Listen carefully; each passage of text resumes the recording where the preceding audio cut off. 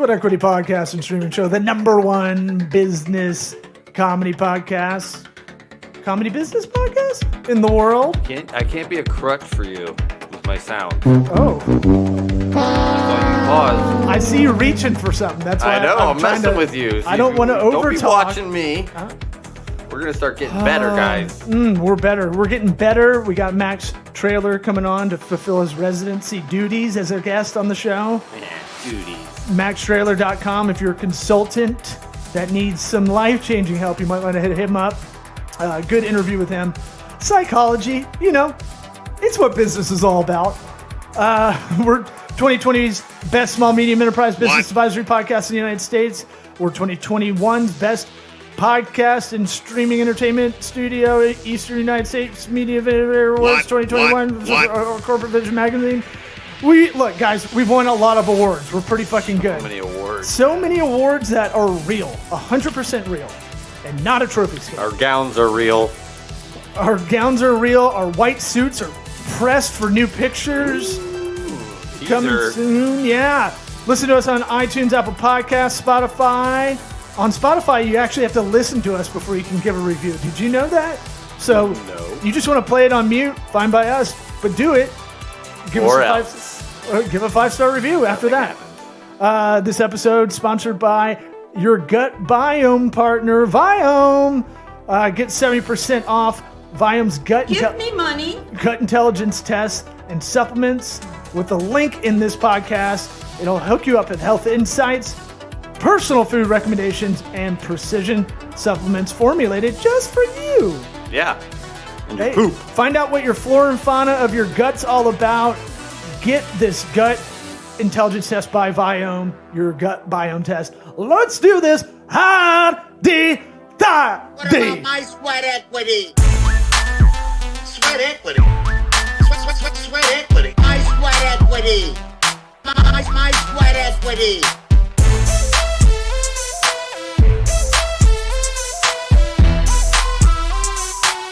What about my sweat equity? Everybody, places, everyone. Looks like I'm late. The stars arrived. Yeah, just sat in fucking traffic for an hour. I heard it was a 15-minute drive that took you 45 minutes. Yeah. Talked so much shit about you while you were gone. That's fine. If you didn't, I'd be mad. I know. Well, we were discussing the minor heart attack you had, allegedly. Yeah, I was talking about how you died on the podcast yesterday. I may have stroked out. It's worth listening to the last episode. I'm sad I had the camera on the guest. It was like, I've had it happen a couple times. It definitely had too much. You know what was the other part? A little too much sun, huh? Well, I took my vitamins without eating, and then was only chewing on nicotine gum, and I think I overloaded on that. Maybe where it was at. And then my body. Yeah, I was gonna say I don't think vitamin D does that to people. Well, I don't think the vitamins play a huge role. Vitamin D was my stripper name, but yeah. Shaped like a little pill.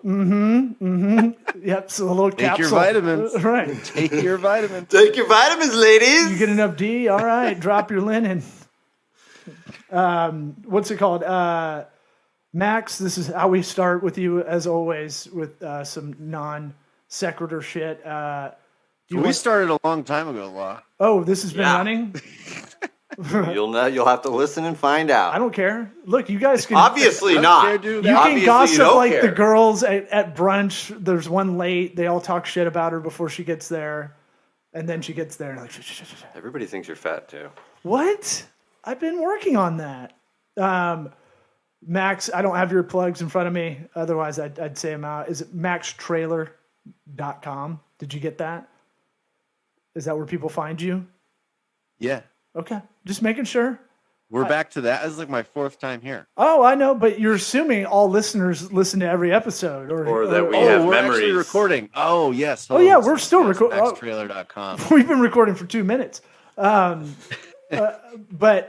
I didn't What do we do with the other 60 seconds? No. Well, apologize and say you're so hot. Are we talking about premature ejaculation? I just got a haircut today. You're looking good. I'm feeling pretty. Yeah. You look like you run faster now. And jump higher, yeah. Yeah. And wouldn't you know it, I'm starting to sell stuff. Like I think people profile folks on these video calls. Oh, you know? for sure. Since you got the haircut. Oh my You're God. saying. Yeah, like I'm killing it. Today I just slayed it like nothing was going on. And then, job. when I have like screwed up hair, people are like, who's this kid? What? I'm not giving this kid 50 grand. Looks like a hipster. Looks like lost. Yeah, we're not in Well, let's we're not in sales. let's do a little audit. Everybody's in sales. Everybody's a salesman. I know, but not directly. Yeah, but you're always selling an idea. You're selling Right. work to someone. I would argue our haircuts sell what we need to sell. not Lots of vitamin D. well. Let's look at Vitamin E! Is this your setup for your sales calls? Because I was going to say, I almost nutted when I saw that that bar, that's a globe that I was just talking to you. We were talking about this 2 months ago. Yeah. A lot more than that. But The bar is in the Globe, Lieutenant.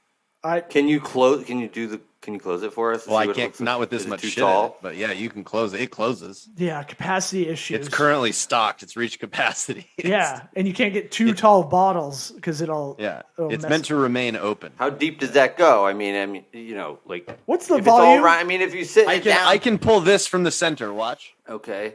All right, he is pulling a bottle from the middle. Looks like a Okay, big that's fat tequila tequila. Size of bottle. my head. So Yeah. Okay. Well, that's a big world. and it just disappears into the center. So you got a girthy globe, Yeah, there's a lot of girth. oh, and then you got the Girthyglobes.com. then you got your clubs in the back. So it's like I play golf, but Right. they're epic. I think those are good. I don't know. I mean, this sums up most of my life. And then a painting that could Time-wise. either be really expensive or really not expensive. I can't tell. That's insulting. Well, that some art's like that, and I don't have the Most eye. art You've got the eye for that. You don't do know. it. I don't know. This? Yeah, Oh, my wife did that. it's great. It's so high. I asked her for like a side profile, and she gave me this. A river. That's what I see. That's She's what it's laying all about. face I don't know what down it is. on a towel, maybe. Yeah. Is it smothering you? Is that what she wants? Face down in a towel. That's what it's called. There you go. Well, that's now on. perfect. Send this episode to Oh, your man. wife. I This wish would I be didn't great. have Thanks, amnesia babe. 5 minutes after every episode, or I'd make a plaque that said whatever I just said. Well, so sales. Honestly, don't What are you remember. selling with your high noon? What are selling services? Selling. Don't look at me like that. Remember, this is for the Have we listeners. have we started? We started 5 minutes ago, man. This is what the show is. Okay, no. Ask the question again. Ask it again. I'm What ready are now. what are you selling? Like right now? The thing. Who am I drunk? I'm sober. I'm stone sober. know. Are you guys Where- wasted? Where are we right now? Max wants his time back. Well, you were talking. You were just humble bragging about selling stuff. Yeah, what'd you sell? What are you selling? Oh, I see. Like because I got my hair cut. Yeah. Right. Yeah. So this year I launched, this cohort of independent consultants. Because I want to help more independent consultants, because these companies that I work with, it doesn't excite me anymore. Like making them more money. They never call me and they're like, hey, I now work 3 days a week. Never gotten a call like that working for a company. If anything, they get more responsibility. Well, yeah. Go ahead. I mean, well, that's kind of That's this. what you're supposed to do. That's what they think. I paid you your Yeah. money. Yeah. So I've got, I'm kind of addicted to these people that actually change their lives. They're like, I'm gonna double my prices, and you know what that means? I only have to work half the time, and that's some really cool stuff. So I've been talking to a lot more independent consultants about this cohort that I'm running. It's a 90-day challenge.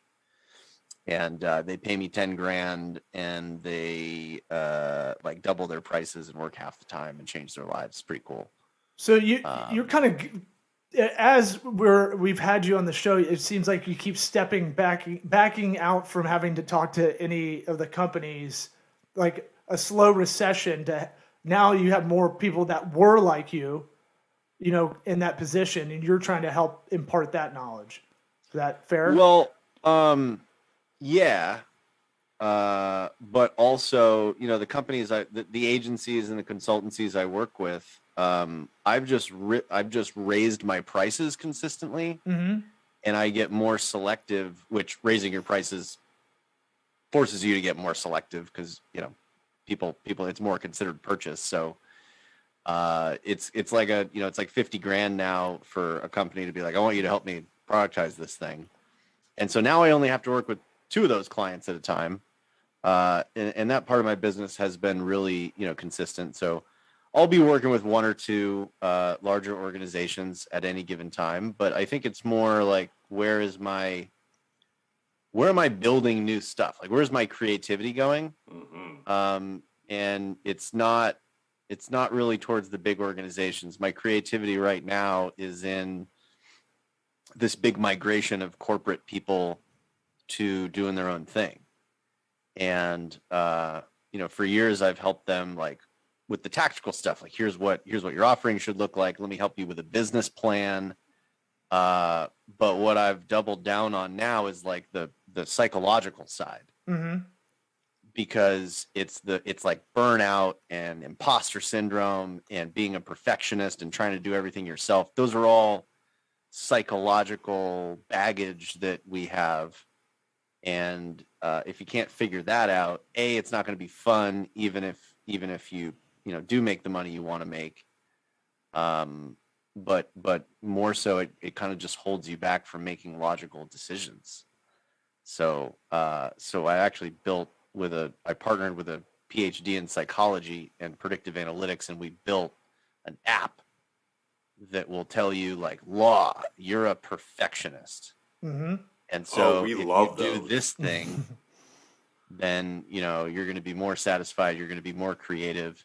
And then it's an artificial intelligence engine. So it'll actually track what happens so that we can predict when burnout is coming for you, when you're going to have a heart attack in the middle of a podcast. Like, I'll be able to tell you, like, hey, Law, tomorrow's the day, bud. So Okay, you how better do we beef get up on this your app? vitamin D. Yeah, We will be guinea beta pigs. test, beta alpha beta test.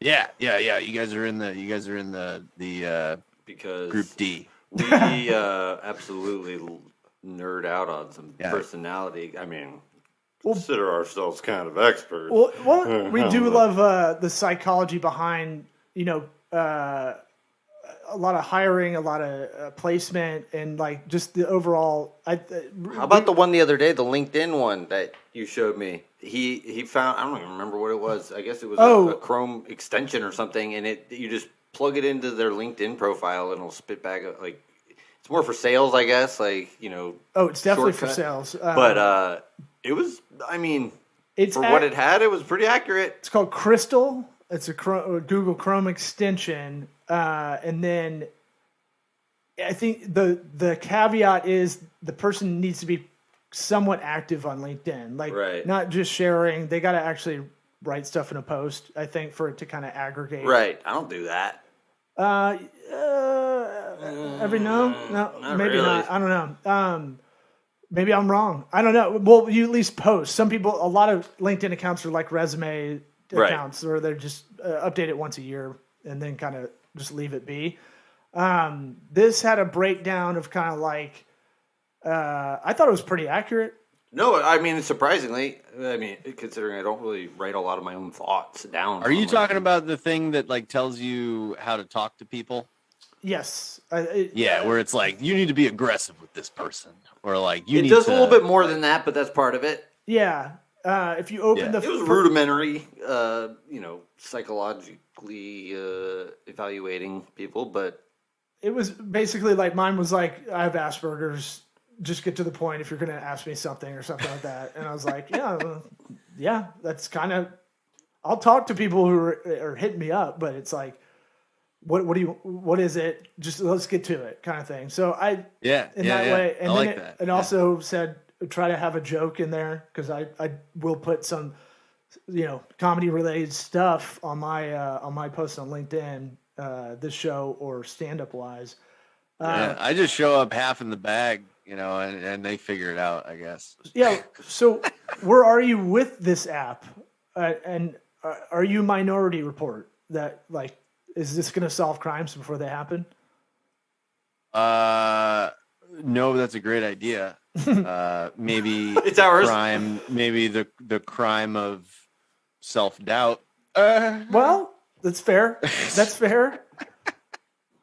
Where am I with it? We've been building it for like 5 months now. It should launch. You should get a little beta tickler. I'm told at the end of the month. I think that's horse shit. I think it's going to be longer than that. But we've built a pretty interesting, data set. We surveyed about 120 independent consultants to build some of these theories. Like, you need theories before you build a predictive, show me theories, intelligent thing. So like we learned things like being a workaholic is self-inflicted.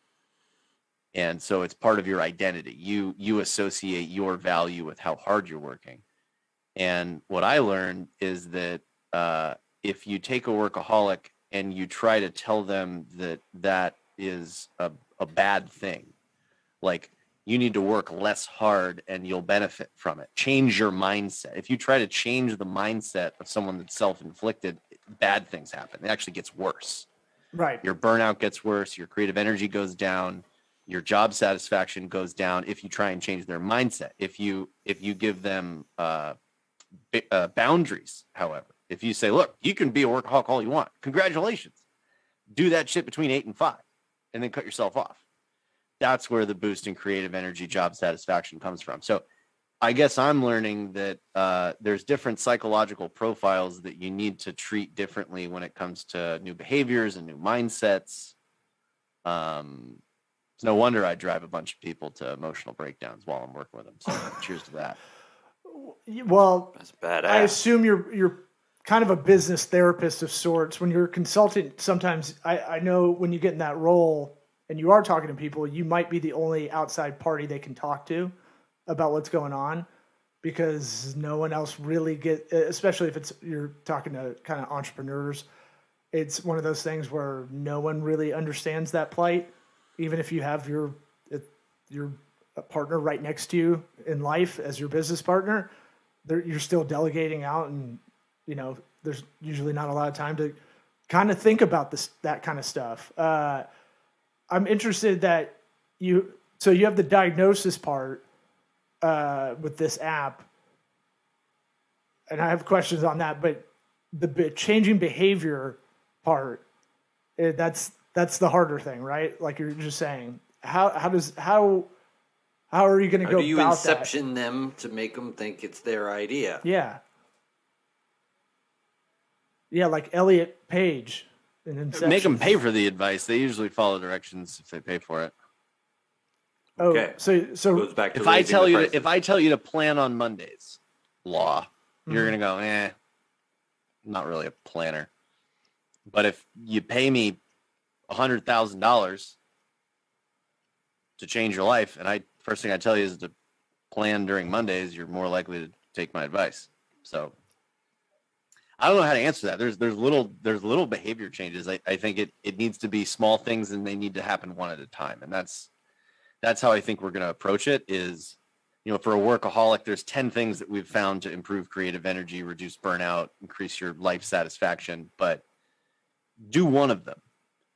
Pick one thing. Let's hold you accountable for 10 minutes on Monday. Plan out your week. Mm-hmm. Make sure that the next time, a client comes along and wants you to do something that, you don't have a packaged offering for, say no. The next time you sacrifice your weekend to work, say no to that. So little incremental things. I love the package offering part. I love that. No scope creep. Yeah. That's where that comes in. That's Scrambling. the next thing you know, you're doing everything. You're running their entire business. Yeah, scrambling to the guy that don't get no love from me. Exactly. Yeah, chasing don't go chasing waterfalls. Mm-hmm. Exactly. Yes, that 2000. 1995. Getting rusty, old man. The Daily Double. It's the Daily Double. Yeah. So that's interesting. I definitely was a person that would do that, where I go, okay, I'm going to fucking revamp this shit for myself. And I would try to do too many things at once, habit-wise, and then it would fall apart. So I agree with that approach is, baby steps to the car, baby steps to the sidewalk. Dr. Leo I guess Marvin. Business-wise, have it down on paper. Let's all be on the same page is what we're doing here. Yeah. It's that simple. Yeah, well, I guess you shouldn't try something new until the thing that you're trying has become habit. Like I've been planning. Monday has been my planning day for years, but for a period of time, maybe a year, it was really hard to just block off all of Monday and tell clients like, I'm not talking to you, because Monday is my planning. I use the entire day of Monday to plan my week, which usually turns into playing golf or like doing shit I want to do, but I get my plan done. And so I guess like before you try and go do something else, some new behavior, make sure that thing that you're doing now has really caught on and feels natural. Yeah, because they're paying you to do it. If you're charging somebody to do something and you're like, yeah, I'll figure it out. It might not be awesome. Whatever that might be. Yeah, well, that's really linked to so something like imposter syndrome is not self-inflicted. You don't inflict upon yourself that you're not worth it. You get that from your surroundings. You get that from someone telling you that you're a piece of shit, or you get that from saying, "Hey, it's 50 grand," and them telling you, "Max, I think you're worth 20." It's not me saying I'm not worth it. It's self-inflicted. So in those cases, you do need some mindset work. You do need to work on like, hey, we need to load you up with all the success stories. Keep it in a journal. I keep mine in a desk. I print out the great emails people send me and I put them in my desk, because our mind is going to keep the negative stuff at the top, and that's the stuff that's going to tell us we're not worth it. And so we need a mindset change. But so those are anyway. But one of the other market forces that contributes to that is when clients pull you in different directions. They say, "I want to pay you for this thing over here," and you're like, "Yeah, great, that'd be great," because we're afraid and hungry, so we take that deal. And now we have to spend all this time trying to learn something that we're probably decent at but not great at. So it's these market forces, these external things that pull us into like, I'm like actually paranoid that I don't know what I'm doing. There's probably some truth to that. Yeah. Wouldn't you say part of that imposter syndrome is lack of self-awareness of sorts? Like, where are you with your skills? Or where? I don't think so. And all of these things everybody has. It's not like you don't have imposter syndrome. Yeah, it's a you percentage. Don't overwork. Right. It's just like, where are you on the spectrum? But like I get my imposter syndrome from getting no's. Like I do a lot of sales activity and I alternate weeks. So I do a sales week. Like today I did 5 sales calls, new people. And mathematically, a lot of those aren't going to work out. And even though I'm confident, even though I've been doing this for 7 years, I've got, all the positive reinforcement in the world. In that day, in that time, 2 calls just don't, and I'm like, what, am I even doing the right thing? So, Can I throw something back at you with that example that you kind of told us via your book is kind of track your results, measure what's going on. And so you have 7 years of data going, all right, if I do 5 calls, probably one of these is legit, or whatever that hit rate is. And now you have the data to kind of look at it. In a similar respect, you're talking about Mondays becoming your planning day. When you're changing behaviors, right? I need to add this good behavior in to set me up. When you first initially do it, I have to remind myself, if I'm doing something like that this will get easier the more I do it. So the first Monday probably took all day, right?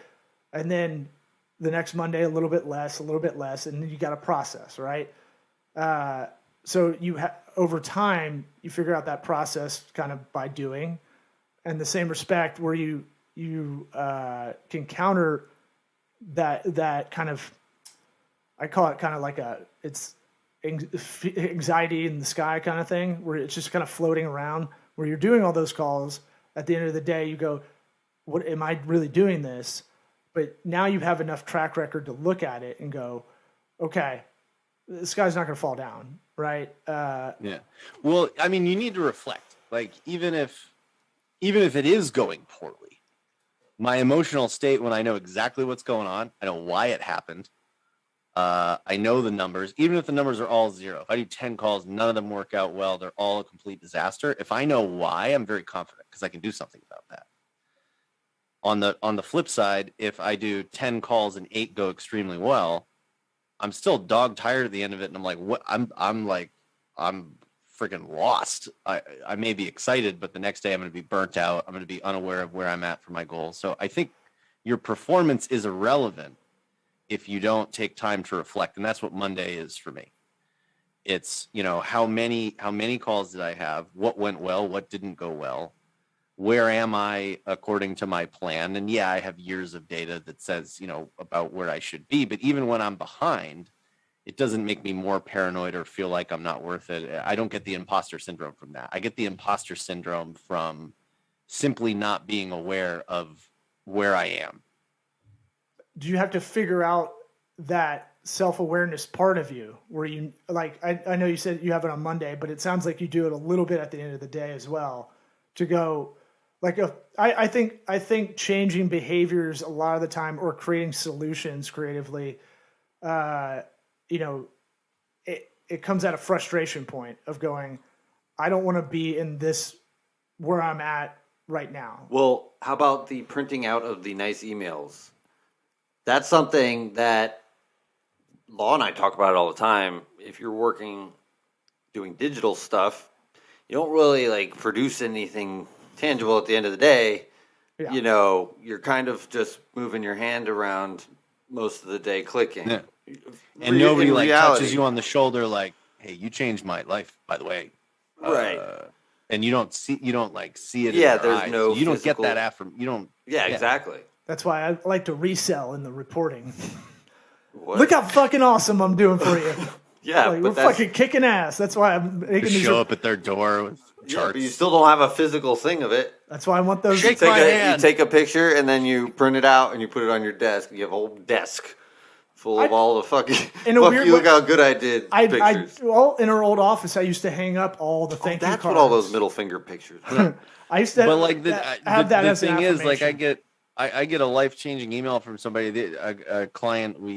My business partner interviews our clients at different times, because now I've learned that gives me confidence. So now I manufacture confidence by having my business partner periodically interviewing old clients and new clients, and just reporting the good stuff to me. There you go. One guy was like, yeah, what was that? The good feedback loop. Yeah, I just want the good stuff. I don't want the shitty stuff. Don't tell me about that. But he was like, yeah, I went from charging $2,000 to $25,000 a month, and I complained the whole time, and you changed my life, and thank you for that. Now I forgot about that within 24 hours. I didn't celebrate more than I usually do. Nothing really changed. I was like, oh yeah, cool, good. Now on the other hand, I got this client that loves me.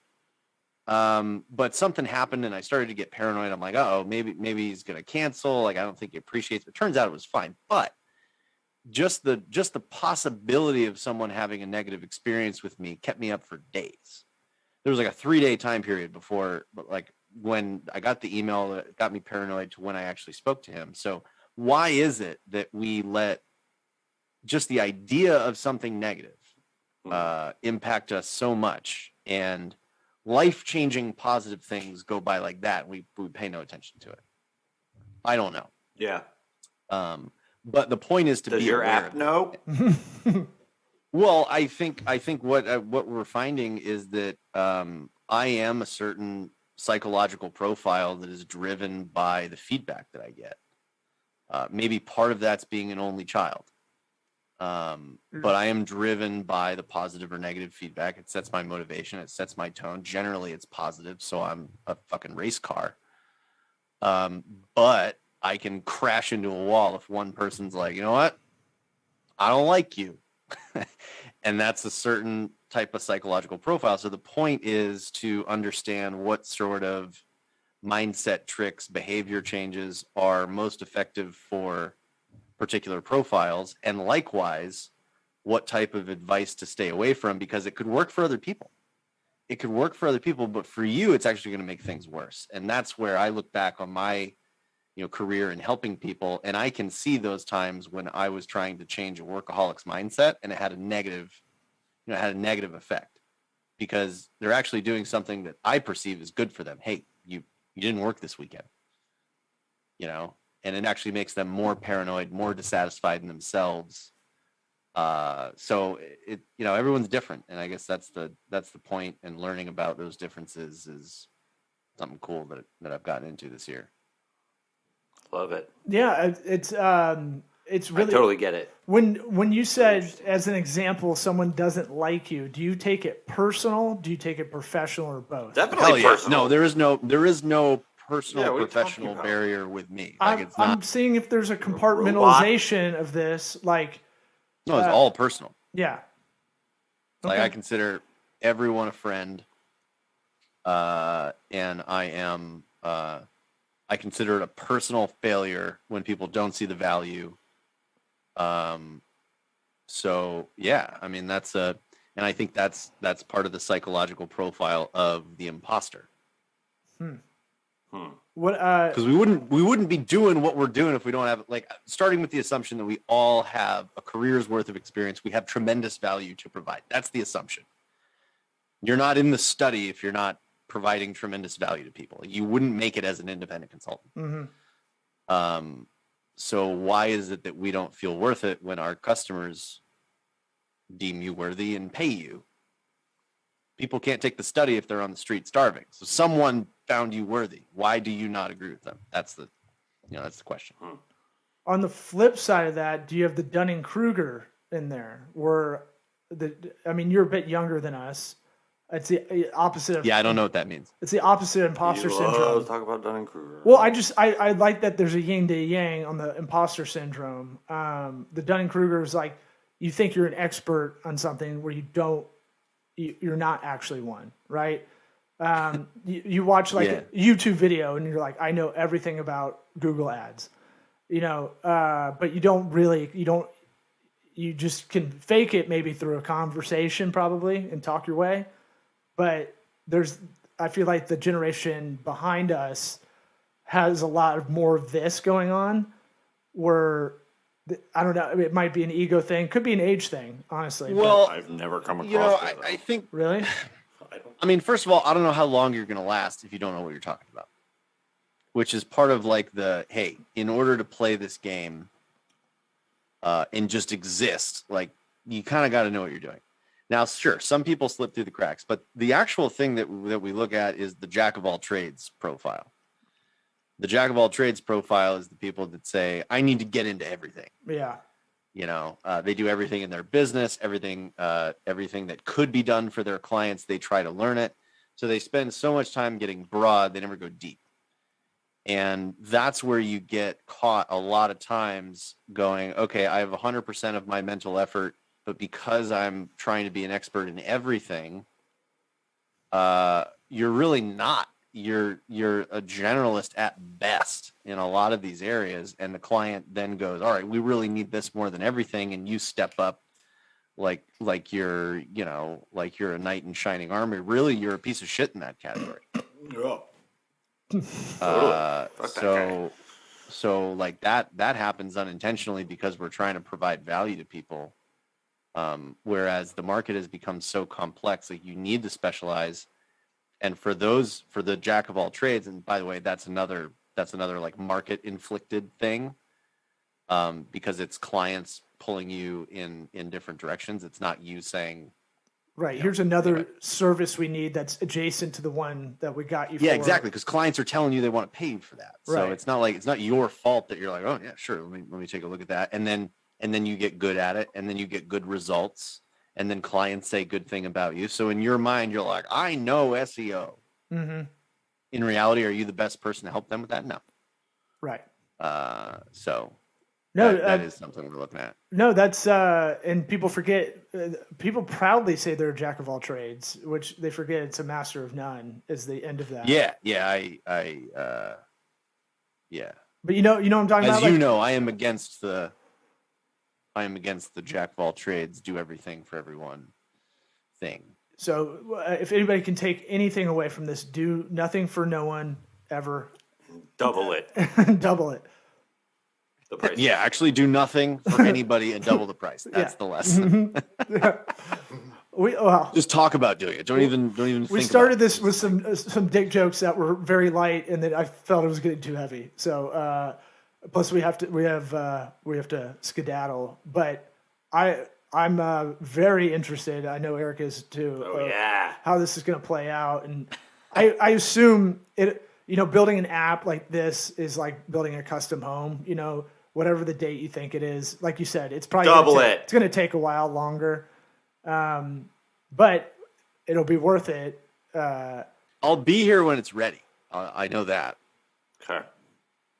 You seem pretty certain about that. Oh, I'll be here. No paintball injuries or anything? Because are you still doing the paintball? I officially retired, man. I hung up I'm all golf now. # all golf. For all my friends in paintball out there. Golf, man. Check it out. They're going to do a drive-by on your house. Right.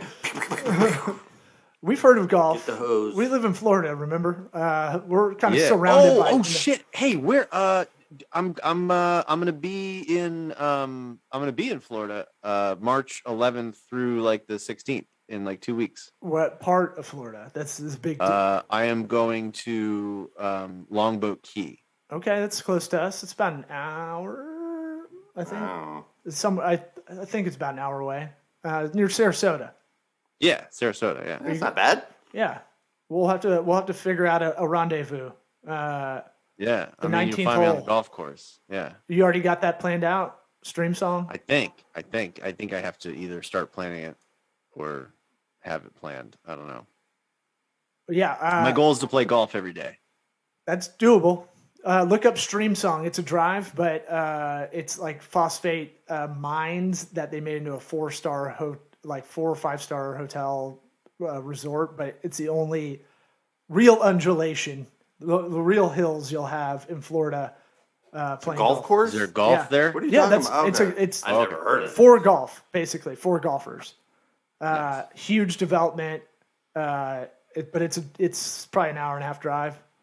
But it might be worth it. I don't know. I hear it's going to be it's actually vacation for people during that week in Sarasota, so I screwed that up. If it's snowbird season, man, it's going to be. You're going to have spring breakers. Sarasota is vacation. We got everybody like yourself coming from the north, coming down here. So we welcome it. We're the most American state, I say. I grew up in Florida, man. I get it. I grew up in Jupiter. I know. Tough living. Yeah, that's why I got the mutt accent. The mean streets of Jupiter. The mean streets. Tough living. Yeah. That beach, man, you get sand everywhere. It's tough growing up with that. Your golf cart breaks down on that island, you're fucked. Isn't that where Robert Kraft got a handy? Anyway. Yeah, it's a PR disaster. Yeah, but I'm actually on his. I'm on his side. His wife died, and then he was just like, "Hey, someone take care of this." So lost. It's all right. Robert Kraft is on Jupiter Island, Florida. Got it. Yeah. Right. Who's having a stroke now? No, I got it. I think I got it. Max, we love you coming on. It's your dog. Yeah, no, I got it. It's not cheating if it's your dog. What's it called? Thanks for coming on. It's always entertaining and a meandering, winding road of an interview. But are most people this meandering? What like? We what play to the person. You to have me back so many times? You're an interesting cat. You kind of figured a lot of shit out early, and you're trying to impart that knowledge. I think you get to that wisdom stage where you're at, even though you're young in the game, but I'm interested in people that are willing, that have been successful and are willing to kind of impart that to the audience we have, you know. Well, I hope your listeners don't get sick of me, but you know, I really enjoy the residency. Thank you. See you next time. Yeah, you're Celine Dion. Yeah. Our hearts will go on. All right. All right, he's done.